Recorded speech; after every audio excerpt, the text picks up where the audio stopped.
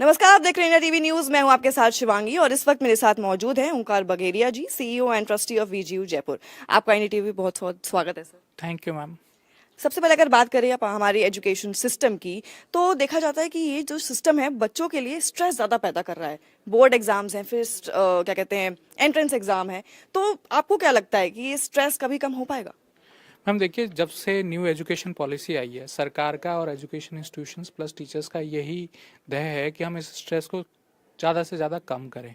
Stress का दो तीन कारण है। एक, क्योंकि हमारी कंट्री में बहुत ज़्यादा पॉपुलेशन है तो एक कंपटीशन बहुत ज़्यादा है और कॉम्पिटिटिव एनवायरनमेंट अपने आप से बन गया है।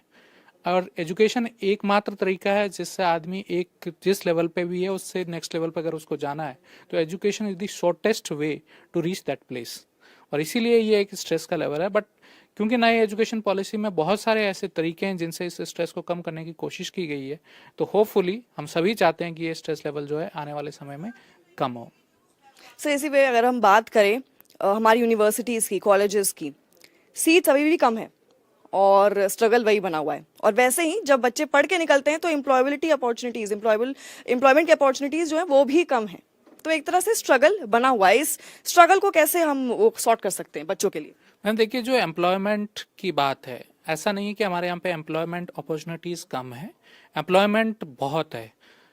कारण यह है कि हमारे यहाँ स्टेट वाइज कुछ ना कुछ एक लहर बनी हुई है। जैसे कई कुछ स्टेट में सिर्फ सरकारी नौकरी की तरफ ही लोग भागते हैं, कुछ स्टेट्स में जो है वो आप सिर्फ देखोगे कंप्यूटर साइंस इंजीनियरिंग करना चाहते हैं।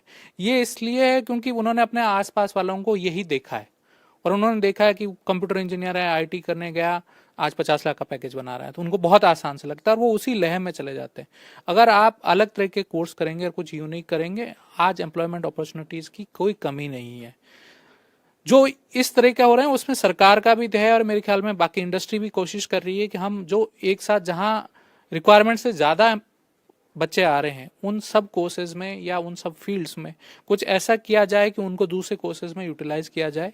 अगर ये मुहिम कामयाब रही, जो स्किल इंडिया के तौर पे हो रही है या मेड इन इंडिया के तौर पे हो रही है, तो चीज़ें आसान होंगी।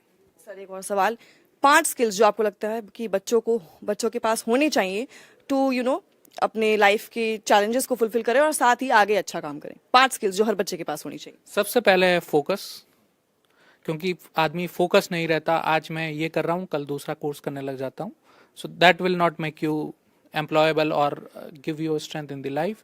सेकंड है loyalty, third is team work, fourth is I'll say your technical skill with respect to the subject you are doing, and fifth is your spiritual skills. Thank you so much sir. I am sure हमारे viewers को सारे answers मिल गए होंगे। And आपको ये session कैसा लगा हमें कमेंट करके बताएं और साथ ही बने रहें इंडिया टीवी न्यूज़ के एजुकेशन कॉन्क्लेव के साथ।